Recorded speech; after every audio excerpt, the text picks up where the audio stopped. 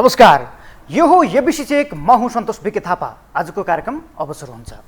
आजभन्दा झन्डै 1.5 दशक अघि नयाँ नेपाल भन्ने शब्दावली निकै प्रयोगमा थियो। चिया चौतारो र चिया पसलदेखि नेतागढका भाषणहरूमा नयाँ नेपालको चर्चा हुन्थ्यो। जनतामा नयाँ नेपालको व्यग्र प्रतीक्षा थियो। तर अहिले नयाँ नेपाल आफ्नै सपनाको मलामी जाँदै गरेको शोकमग्न यात्री जस्तो बनेको छ। किनकि न नेपाल नयाँ बन्यो, न नेपाललाई नयाँ बनाउने नयाँ अनुहार नै आउन सके। बरु 2062-63 अघि नयाँ नेपालको रटान लगाएर तर मारेकाहरूमा नयाँ नेपाल भन्ने जाँगर समेत छैन। के हामीलाई गणतन्त्र अघिको नेपाल चाहिएको हो? किनकि नेतृत्व उही छ, शैली उही छ, पात्र र प्रवृत्ति उही छ। हरेक निर्वाचनमा जनताले केही नयाँ हुन्छ भन्ने विश्वासका साथ मत खन्याउँछन्। तर मतकै बलमा नयाँ नेपालका पुराना अनुहारहरू सत्तामा पुग्छन्। पञ्चायतमा यिनै थिए, दरबारमा यिनै थिए, गणतन्त्रका मालिक पनि यिनै छन्। अब फेरि देउबा प्रचण्ड र ओलीकै हातमा सत्ता जाँदैछ। नयाँ नेपालमा गगनहरू प्रधानमन्त्री बन्ने सम्भावना छैन। नयाँ नेपालमा रविहरू उठेका छन् तर अडिन पाएका छैनन्। बरु विधि पद्धति र नैतिकताले नदिए पनि सिंहासनमा राल चुहाइरहेका खिलराज रेग्मीहरू राष्ट्रपतिको लोभमा बालुवाटारको चक्कर लगाइरहेका छन्। गैर राजनैतिक व्यक्तिलाई नाटकीय रूपले सरकार प्रमुख बनाउनका लागि या राष्ट्र प्रमुख बनाउनका लागि यति बेला गृह कार्य चलेको विषयले तरङ्ग ल्याएको छ। किनकि यो राम राज्य होइन। यसले जहाँ जे गरे पनि छुट गरेको छ। हिजो गठबन्धनलाई गठे भन्ने नेकपा एमालेका अध्यक्ष केपी शर्मा ओली र ओलीलाई राप्रपासँग तालमेल गरेकै कारण भट्किएको प्रतिगामी प्रियत आत्मा भन्ने प्रचण्ड, माधव र देउबाहरू नै सत्ता जोड घटाउको चुरो बिन्दुमा छन्। त्यसो भए को हो अबको सत्ताको नेतृत्व? फेरि पनि देउबा प्रचण्ड वा ओलीकी कोही नयाँ पुग्ला सत्तामा? प्रधानमन्त्रीको दाबी गरेका को कति काबिल? कसको पक्षमा बन्दैछ माहौल? अनि कस्ता छन् सरकार गठनका विकल्प?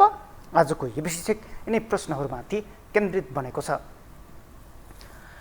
मतदान सकिएको करिब 1 महिनापछि निर्वाचन आयोगले राष्ट्रपतिलाई अन्तिम मत परिणाम सहितको निर्वाचन प्रतिवेदन बुझाएको छ। निर्वाचनको अन्तिम परिणाम घोषणासँगै नयाँ सरकार गठन र संसदको अधिवेशन आह्वानको बाटो खुलेको छ। आगामी 5 वर्षका लागि प्रतिनिधि सभाका 275 सदस्य चुनिएका छन्। प्रत्यक्षतर्फ 165 र समानुपातिकतर्फ 110 जना सदस्यको अन्तिम परिणाम बिहिबार राष्ट्रपति विद्यादेवी भण्डारी समक्ष आयोगले बुझाएको छ। अब निर्वाचित सदस्यहरूको नामावली राजपत्रमा प्रकाशित भएपछि उनीहरूको शपथ ग्रहणको प्रक्रिया अघि बढ्नेछ। आयोगका अनुसार प्रतिनिधि सभामा निर्वाचित भएका सदस्यमध्ये 91 जना महिला छन्, 184 जना पुरुष छन्। दलगत हिसाबले नेपाली कांग्रेसबाट 89 जना, नेकपा एमालेबाट 78, नेकपा माओवादी केन्द्रबाट 32, राष्ट्रिय स्वतन्त्र पार्टीबाट 20, राष्ट्रिय प्रजातन्त्र पार्टीबाट 14, जनता समाजवादी पार्टीबाट 12, नेकपा एकीकृत समाजवादीबाट 10, जनमत पार्टीबाट 6, लोकतान्त्रिक समाजवादी पार्टीबाट 4, नागरिक उन्मुक्ति पार्टीबाट 3, नेपाल किसान मजदुर पार्टी र राष्ट्रिय जनमोर्चा पार्टीबाट 1-1 जना सदस्य निर्वाचित भएका छन्। 5 जना स्वतन्त्र व्यक्ति निर्वाचित भएका छन्। अब संविधानको धारा 76 को 8 बमोजिम प्रतिनिधि सभाको निर्वाचनको अन्तिम परिणाम घोषणा भएको वा प्रधानमन्त्रीको पद रिक्त भएको मितिले 35 दिनभित्र प्रधानमन्त्री नियुक्ति सम्बन्धी प्रक्रिया सम्पन्न गर्नुपर्नेछ भन्ने व्यवस्था छ। यो व्यवस्था अनुसार नयाँ सरकार गठनका लागि आह्वान गर्न राष्ट्रपतिलाई बाटो खुलेको छ। अबको 35 दिनभित्र सरकार गठन गरिसक्नुपर्नेछ भने कसको नेतृत्वमा सरकार बन्छ, यो चाहिँ अहिलेको आम चासोको विषय बनेको छ। अब सरकारको नेतृत्वका लागि प्रमुख राजनैतिक दलहरूका पुराना पात्रहरू चर्चामा छन्। गठबन्धनबाट कांग्रेसका सभापति समेत रहेका प्रधानमन्त्री शेरबहादुर देउबा, माओवादी केन्द्रका अध्यक्ष पुष्पकमल दाहाल प्रचण्ड, नेकपा एकीकृत समाजवादीका अध्यक्ष माधव कुमार नेपाल र कांग्रेसका वरिष्ठ नेता रामचन्द्र पौडेल प्रधानमन्त्रीको दाबी गरिरहेका छन्। त्यसमा पनि गठबन्धनबाटै कांग्रेस महामन्त्री गगन कुमार थापाले प्रधानमन्त्रीको बलियो दाबी पेश गरेका छन्। यो रेसमा नेपाली कांग्रेसको संस्थापन इतर समूहको नेतृत्व गरेका शेखर कोइराला आकांक्षी देखिए पनि खुल्लमखुल्ला दाबी सार्वजनिक गरेका छैनन्।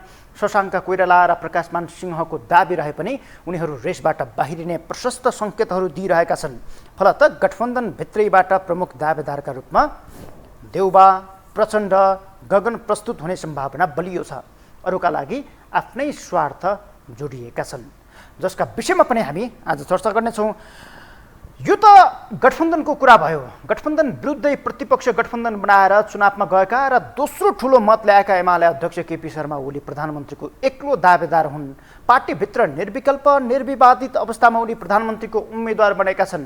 तर ओलीको दावेदारी फुस्रो बिरुवाको फुस्रोपात बनेको छ, किनकि एमालेको पक्षमा स्पष्ट बहुमत आएको छैन। सरकार गठनका लागि चाहिने शक्तिहरू पनि अधिकांश गठबन्धनकै फेभरमा छन्।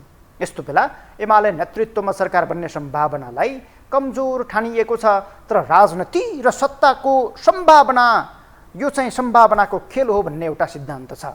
सम्भावना हरेक विषयको हुन सक्छ, तथापि अहिलेको वस्तुस्थितिले एमालेलाई किनाराकृत गर्ने सम्भावना बलियो बनेको छ र बहुमतका आधारमा समेत गठबन्धन सुविधा नजिक छ। यसकारण सरकारको नेतृत्वका लागि पहिलो लडाईँ गठबन्धनभित्रै हुनेछ र त्यसको सुरुवात माओवादी केन्द्रका अध्यक्ष पुष्पकमल दाहाल प्रचण्डले गरेका छन्। सम्भावित प्रधानमन्त्रीको एक दावेदारीका रूपमा आफूलाई उभ्याएका उनले यही मुद्दा उचालेर निर्वाचनमा गएका थिए।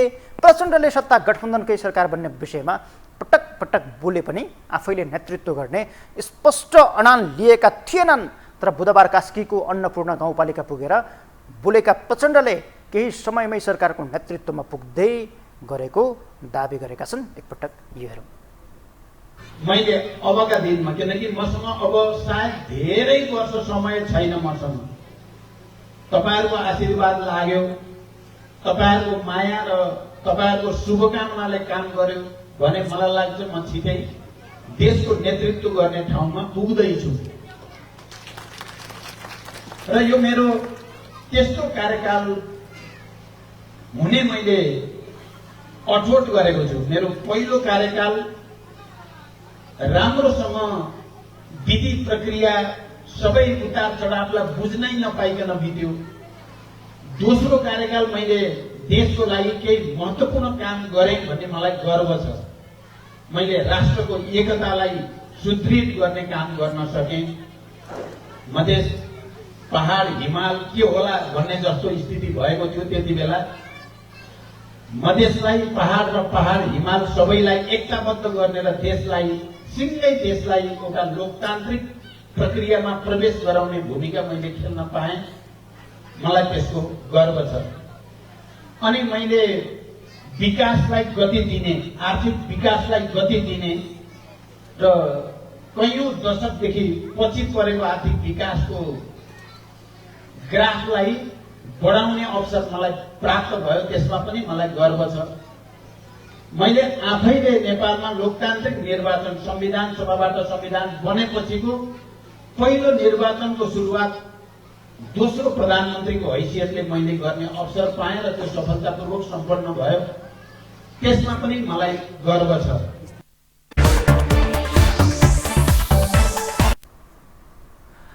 अब अहिलेकै अवस्थामा प्रचण्ड प्रधानमन्त्री बन्ने सम्भावना छ त? आधारहरू हेर्दा छ। प्रचण्ड गठबन्धनको बलियो नेता हुन्। उनी प्रधानमन्त्री बन्ने हैसियत पनि राख्छन् र अहिलेको निर्वाचनले उनलाई प्रधानमन्त्री बन्ने ठाउँमा पनि पुर्याएको छ। तर उनको पक्षमा बहुमत छैन। पार्टी मात्र 32 सिटमा खुम्चिएको छ। संसदीय राजनीतिमा तेस्रो दल बनेको माओवादी सरकारको नेतृत्व गर्ने स्पष्ट हैसियतमा छैन। तथापि गठबन्धनभित्र सहमति हुँदा उनको बहुमत पुग्छ।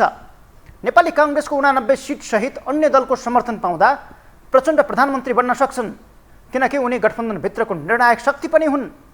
यो निर्वाचनमा कुनै पनि दलको प्रचण्ड बहुमत नआएपछि तेस्रो ठुलो मत ल्याएर निर्णायक बनाएका प्रचण्ड सत्ता बार्गेनिङको मेयो बनाएका छन्।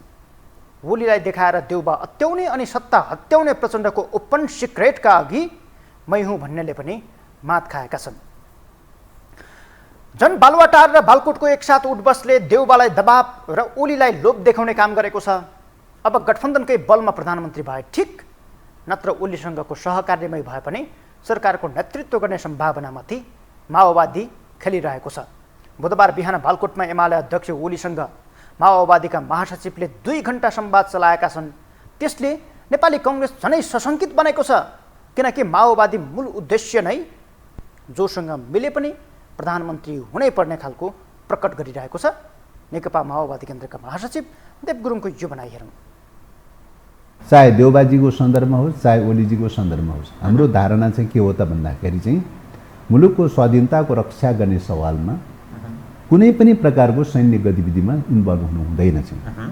असमानताको नीतिलाई कति अवलम्बन गर्न सकिन्छ, पञ्चशीलको सिद्धान्तलाई कति अवलम्बन गर्न सकिन्छ र नेपाललाई अर्को शब्दमा भन्ने हो भने नेपाललाई शान्ति क्षेत्र बनाउने प्रक्रियामा को तयारी हुन्छ र को तयारी हुँदैन, क्वेसन त त्यही छ त। अहिलेको स्थितिमा चाहिँ तपाईँको मुलुकलाई स्थिरता स्थायित्व कायम राख्दै मुलुकको स्वाधीनताको रक्षा गर्ने सवालमा हैन सापेक्ष रूपले वैचारिक रूपले विगत कालमा भयो होला, हाम्रा पनि सीमा कमी कमजोरी भयो होला, तर ती सबैका बावजुद पनि चाहिँ अहिलेको चाहिँ वैचारिक रूपले माओवादीले नेतृत्व गरेर जाँदाखेरिकै अवस्थामा चाहिँ तपाईँको यी मुद्दाहरूको सवालमा चाहिँ ठिक ढङ्गले चाहिँ मुलुकको रक्षा गर्ने सवालमा ठिक ढङ्गले भूमिका निर्वाह गर्न सकिन्छ भन्ने लाग्छ।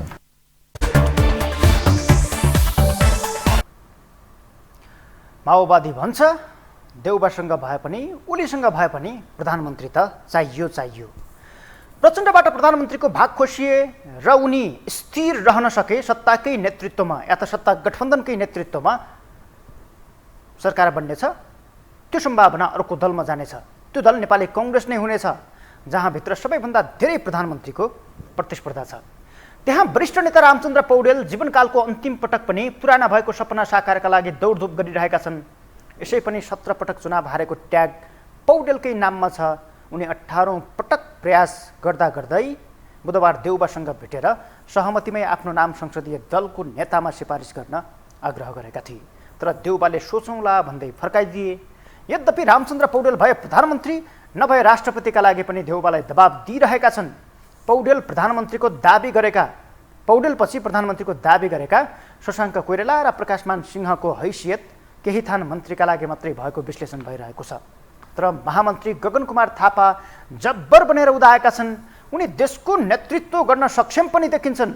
अहिलेको पुस्ता र समय सुहाउँदो नेतृत्व खोजिरहँदा अहिलेको पुस्ताले गगन पर्फेक्ट हुन सक्छन् भन्ने खालको विश्लेषण नभएको पनि होइन। तर गगनको पक्षमा पार्टीभित्र बहुमत छैन, किनकि प्रधानमन्त्री बन्नका लागि अङ्क गणित चाहिन्छ। पार्टीभित्र जितेका मध्ये 51% सांसद आफ्नो पक्षमा उभिनुपर्छ। संसदीय दलको चुनाव जितिसकेपछि मात्रै प्रधानमन्त्री बन्न पाइने हो, जहाँ गगनको मतभार निकै थोरै छ। तथापि पुस्तान्तरणको मुद्दासहित गगन थापालाई प्रधानमन्त्री बनाउनका लागि नेताहरूको दौडधुप चलेको विषयले यति बेला चाहिँ तरङ्ग ल्याएको छ। नेपाली कांग्रेसका नेता संस्थापन इतरको तथा गगन थापाका ससुरा अर्जुन नरसिंह केसीले प्रचण्ड, बाबुराम भट्टराई र एमाले अध्यक्ष ओलीसँग पनि भेटेर संवाद चलाइरहेका छन्। यस विषयलाई लिएर उनी गगन थापाका लागि दौडधुप गरिरहेको सन्देश समेत बाहिर आएको छ, किनकि उनले अब पुस्तान्तरण र नेतृत्वमा नयाँपन आउन आवश्यक रहेको वकालत गरिरहेका छन्। एकपटक यो भनाइ हेर्दा अझ स्पष्ट भइन्छ। अब सरकार गठबन्धनकै नेतृत्वमा बन्छ। हामीहरू जुन जनताको बीचमा प्रतिबद्धता गरेर आयौँ, यो गठबन्धनलाई स्थायित्व र स्थिरता दिने प्रतिबद्धता नै हाम्रो जनताको बीचको प्रतिबद्धता हो। गठबन्धनकै नेतृत्वमा सरकार बन्छ र त्यो गठबन्धनभित्र पनि काङ्ग्रेस गठबन्धनभित्रको सबभन्दा ठुलो दल भए नाताले काङ्ग्रेसैकै नेतृत्वमा सरकार बन्छ।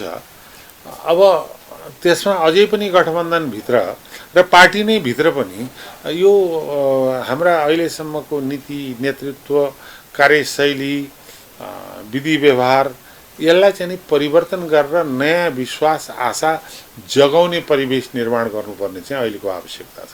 यथास्थितिमा हामी अगाडि बढ्न खोज्यौँ भने यो चुनौती चाहिँ अझै गम्भीर रूपले विकसित हुन्छ र जो नकारात्मक सोचहरू जनतामा देखिया छन् नि, अहिले भयभरका जति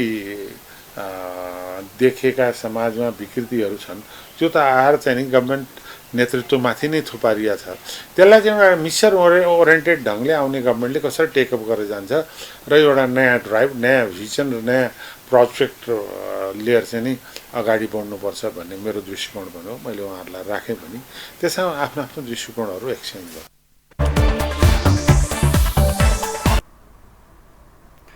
अब सबैभन्दा ठुलो विषय अङ्क गणितको हो, जसमा गगन पछि छन्। समानुपातिकमा परेका 32 जना मध्ये देउबाको पक्षमा 23 जना छन् भने 9 जना इतर समूहका छन्। प्रत्यक्षमा जितेका 57 मध्ये 16 जना शेखर गगन समूहका छन्। विश्वप्रकाश महामन्त्री लडेको प्रकाशमान सिंह समूहका 7 जनाले कसलाई समर्थन दिन्छन् स्पष्ट नभए पनि प्रकाशमान सिंहले गगन थापालाई समर्थन दिने छैनन्। गगनको प्रस्तावक बन्ने घोषणा गरेकाहरूका महामन्त्री विश्वप्रकाश शर्माले कति सांसद त्यहाँबाट तान्न सक्छन्? यो प्रश्न अहम बनेको छ। महाधिवेशनमा देउबा विरुद्ध गएका विमलेन्द्र निधि अहिले समानुपातिकमा बिकेका छन्। पुस्तान्तरणकै मुद्दा बोक्ने प्रदीप पौडेलसम्मका व्यक्तिले देउबा विरुद्ध जाने हिम्मत गर्ने देखिएको छैन। फलत कुल 89 मध्ये मात्र 25 जनाको साथमा गगनले संसदीय दलको चुनाव लड्नुपर्नेछ यदि शेखर कोइरालाले त्यसमा साथ दिएको खण्डमा। त्यसमा पनि यो समूहको नेतृत्व गरेका शेखर कोइरालामाथि गगनको शङ्का कायमै छ। अङ्क गणित प्रधान हुने भन्दै स्टर्न गर्न नहुने बताउँदै आएका शेखरले सकभर गगनलाई रोक्न खोजेको देखिएपछि यहीँभित्र फुट निम्तिने खतरा बढेको छ। यदि यस्तै भए स्वतः गगनलाई पराजयको यात्रा गराउने निश्चित बन्दैछ। तर नेतृत्व पुस्तान्तरणको पक्षमा उभिएका हरेक सांसदले आफूलाई समर्थन दिने गगन विश्वप्रकाशको बुझाइ छ। यसले विद्रोह निम्त्याउने खतरा पनि बढेको छ। यता हरेक मुद्दामा गगन सँगसँगै उभिँदै आएका शेखरले संसदीय दलको नेताका लागि समर्थन दिन आनाकानी गर्नुले देउबासँगै लच्किएका हुन् कि भन्ने शङ्का पनि जन्माएको छ। किनकि यति बेला शेखरको लाइन प्रधानमन्त्रीको आफ्नो दाबी पनि त्याग्ने र गगनलाई पनि रोकेर पार्टी एकताको सन्देश दिँदै देउबालाई नै समर्थन दिने भन्ने खालको छ। बरु केन्द्रमा केही मन्त्री र प्रदेशको नेतृत्व आफ्नो पक्षमा लिनुपर्ने, केन्द्रमा केही मन्त्री र केन्द्र सहित प्रदेशको केही नेतृत्व लिनुपर्ने मत पनि शेखरले देखाइरहेका छन्। अन्तिम कार्यकालमा रहेका देउबालाई नचिड्याएरै आगामी महाधिवेशन वा निर्वाचनपछि कोइराला विरासत फर्काउने लोभ पनि शेखरमा पलाएको भन्ने खालको विश्लेषण भइरहेको छ। त्यसकारणबाट पनि आगामी प्रधानमन्त्री देउबा नै हुने देखिन्छ। संसदीय दलमा स्पष्ट बहुमत रहेका देउबालाई हराउन सक्ने अर्को नेता पनि देखिँदैन। तर गगनले हारेर भए पनि स्थापित हुने गरी संसदीय दलको नेतामा चुनाव लड्ने घोषणा गरेका छन्। किनकि देउबासँग लडेर हार्न पाए मात्रै पनि गगनको राजनैतिक जित हुनेछ। यसले चुनावमा प्रधानमन्त्रीको एजेन्डा लिएर जितेको विषयलाई समेत जनतालाई जवाब दिन सजिलो बनाउनेछ। देउबाले नेतृत्व पुस्तान्तरण नै चाहेको भए आफ्नै समूहका पूर्णबहादुर खड्गा, प्रकाश शरण महत, रमेश लेखक वा एनपी साउद लगायतका अन्य नेताहरूलाई अघि सार्न सक्थे यदि उनले पुस्तान्तरण चाहेको भए। तर उनले त्यो चाहेका छैनन्। बरु ज्योतिषीले भने चाहिँ 7औं पटक पुर्याउने लाइनमा देउबा देखिन्छन्। यद्यपि समय र आवश्यकता फेरिएको छ। देउबा 2052 सालमा प्रथम पटक प्रधानमन्त्री बन्दै गर्दा भन्दा आज देश धेरै जवान बनेको छ। देशको जनसङ्ख्याले नयाँ आकार ग्रहण गरेको छ। सिङ्गो देशले देउबा र उनको पुस्ताको सम्मानजनक विदाई खोजेको छ। देउबाले घोषणापत्र लेख्ने जिम्मा 2 युवा महामन्त्रीलाई दिए जस्तै अब त्यो कार्यान्वयनको जिम्मा पनि युवालाई दिनुपर्छ भन्ने आवाज बलियो बन्दै गएको छ। कांग्रेस संसदीय दलको नेताको निर्वाचन त्यसकै प्रस्थान बिन्दु हुनुपर्छ भन्ने आवाज कांग्रेस भित्रै बलियो भन्दा त्यसको दबावमा देउबा रहेका छन्। अब माधव कुमार नेपाल पनि प्रधानमन्त्रीकै रेसमा छन्।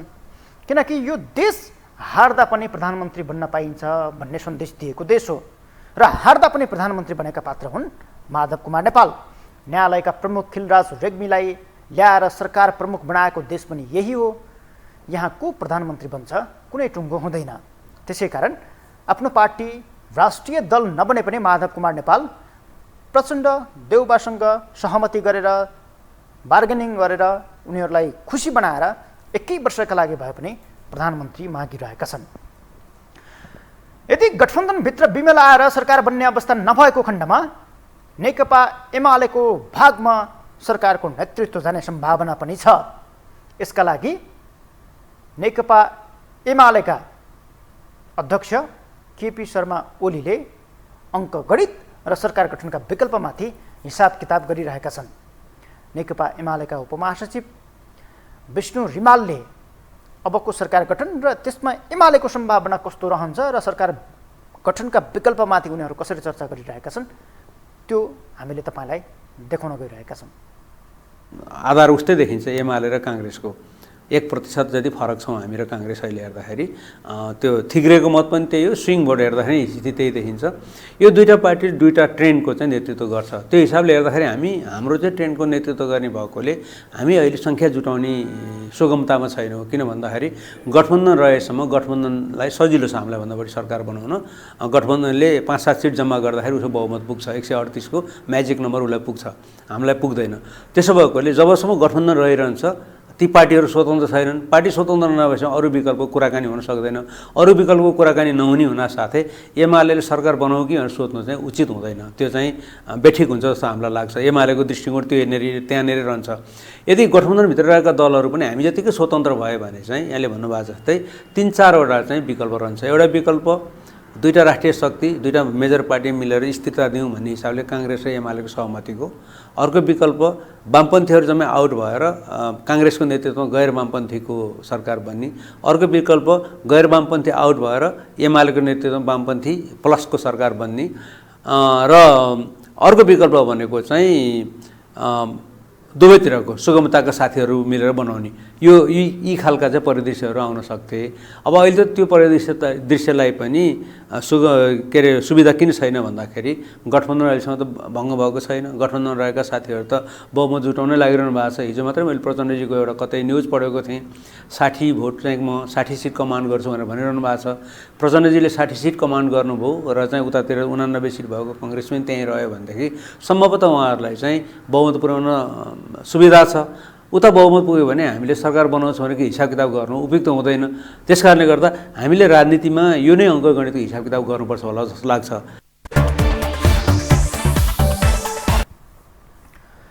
एमालेको नेतृत्वमा सरकार बन्नका लागि माओवादी चाहिन्छ, नभए कङ्ग्रेस उसका लागि आवश्यक पर्छ। तर सजिलो माओवादी नै छ। वामपन्थीहरू बीचको तालमेल पनि हुने, एकता पनि हुने र सरकारको नेतृत्व पनि गर्न पाइने भएकाले माओवादीलाई फकाउनु एमालेका लागि सुविधाजनक छ। तर अहिलेको अवस्थामा माओवादीलाई फकाएर सरकारको नेतृत्व गर्ने सम्भावना प्रचण्डको दाबीले पनि केही किनाराकृत गरेको छ। तर नेकपा एमालेका अध्यक्ष केपी शर्मा ओलीले नेकपा माओवादीका महासचिव देव गुरुङसँग भेटवार्ता गर्दै प्रचण्डलाई प्रधानमन्त्रीको अफर गरेको र प्रचण्डलाई प्रधानमन्त्री स्वीकार्नका लागि तयार रहेको सन्देश समेत दिएको खबर बाहिरिरहेका छन्।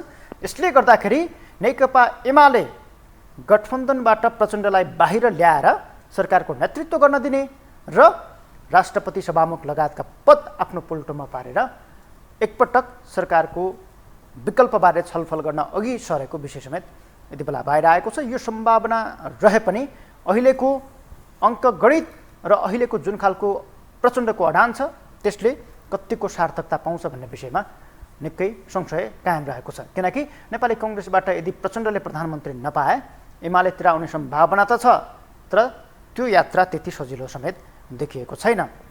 अब सरकार गठनको उपयुक्त विकल्प के होला, कसको पक्षमा माहौल बन्ला, वा अब चाहिँ एमाले र माओवादी बीच सरकार बन्न सक्ने सम्भावना रहन्छ कि रहँदैन, या त प्रधानमन्त्रीको उपयुक्त पात्र को हुन सक्छ भन्ने विषयमा हामीले राजनैतिक विश्लेषक प्रोफेसर डाक्टर प्रेम शर्मासँग यही प्रश्न गरेका छौँ। एकपटक त्यो हेरौँ। देउबालाई जति सहज छ फेरि उता गगन थापा र शेखर कोइरालाको समूहलाई अथवा उहाँको ग्रुपलाई त्यति सहज छैन। त्यसमा देउबाजी नै अगाडि आउनुहुन्छ भन्ने लाग्दछ। तर एउटा तपाईँले भनेको कुरा डाउट अथवा शङ्का केमा छ भने यो घुलमिल भएको बेलामा माछा मार्न पो पाइन्छ कि भन्ने कुरा एउटा बार्गेनिङको रूपबाट कमरेड प्रचण्डले हिजो कास्कीतिर अस्तितिर जुन किसिमले उहाँले बोल्नुभयो, त्यो स्टेटमेन्ट ल्याउनु भयो, त्यसले अलिक तरङ्गले तपाईँ तरङ्गित भन्नुभएको होला। तर त्यो तरङ्ग बार्गेनिङ हो, त्यो असम्भव त छैन। पहिलो प्राथमिकता त उहाँहरूको केमा हुन्छ भने यो प्रचण्डको पनि नेपाली कङ्ग्रेसकै सामिप्यमा भएर काम गर्दा जति सजिलो हुन्छ ओलीसित आएर मिसिएर काम गर्न त त्यति सहज त देखिँदैन। किनभने हिजो मात्रै छोडेको त बिछौना हो नि त उहाँले त। जस्तो भन्नुको मतलब अहिले देउबालाई जुन खालको दबाब प्रचण्डले दिइरहेका छन् त्यो एउटा सत्ताको बार्गेनिङ मात्रै हो। तर प्रचण्ड गणितका हिसाबले तेस्रो शक्ति बनेर निर्णायक छन्। उनले समर्थन नदिएको खण्डमा देउबालाई पनि सरकार गठनका लागि असम्भव छ। देउबालाई प्रचण्ड स्वीकार्नै पर्ने अवस्था आउँदैन नि? होइन, देउबालाई प्रचण्ड स्वीकार्नै पर्ने हुन्छ एउटा। ओलीले गराए नेतृत्व गरे भने गठबन्धनै नभइकन सम्भव छैन, त्यसमा प्रचण्ड नआइकन सम्भवै छैन। अर्कोतर्फ शेरबहादुर देउवाजीले सरकार चलाउनको लागि पनि कमरेड प्रचण्ड नभइकन सम्भव छैन। रह्यो एउटा मात्रै असम्भवको पनि सम्भव हुने नेपालको राजनीति इतिहासमा देख्ने कुरा के हो त भन्दा ठुलो दल सरकारको लागि हैसियत राख्न पर्ने नेतृत्वको लागि क्वालिफाइड भएको हो, तर त्यही ठुलो दल मुनिको सानो त्योभन्दा सानो अथवा अहिले नेकपा एमालेको बिचमा पनि गठबन्धन भयो भने समीकरण भएर अगाडि नलैजानन् भन्नु पनि छैन। किन छैन भन्दा यी नेपालका यी दलहरूले एउटा ट्र्याक के छोडिसक्नु भएको छ नि, सिद्धान्त छोडिसक्नु भएको छ, पद्धति छोडिसक्नु भएको छ। र कङ्ग्रेसभित्रै रामचन्द्र अनि अरू गगन थापा लगायतका अरू हुँदैन, व्यक्तिहरू पनि त्यतापट्टि तपाईँले प्रश्नै नतिर्सनु भएको हुन्छ। अरू के कारणले उनीहरू देउबा बाहेक किन देउबालाई गिनिज बुकमा रेकर्ड चलाउनु छ एउटा कुरो। उहाँको विगतको चरित्र हेर्दा उहाँको किचन क्याबिनेट छ क्या त्यहाँभित्र, तपाईँले कति थाहा पाउनुभएको छ। उहाँका डिजाइनर उहाँ देउबाजी नै आफै ऊ होइन, डिजाइनरभित्र परिपक्व छन्।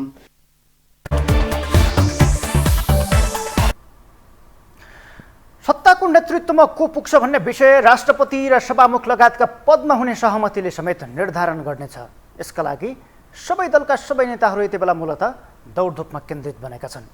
निष्कर्षमा को बन्छ प्रधानमन्त्री भन्ने प्रश्नको जवाब कङ्ग्रेसको भागमा प्रधानमन्त्री पुगे देउबा, माओवादीको भागमा पुगे प्रचण्ड र एमालेको भागमा पुगे ओली नै अबको प्रधानमन्त्री हुनेछन् भन्ने दिन सकिन्छ। हौस् त, आजका लागि एबिसी 1 को समय यही सकिन्छ। नमस्कार।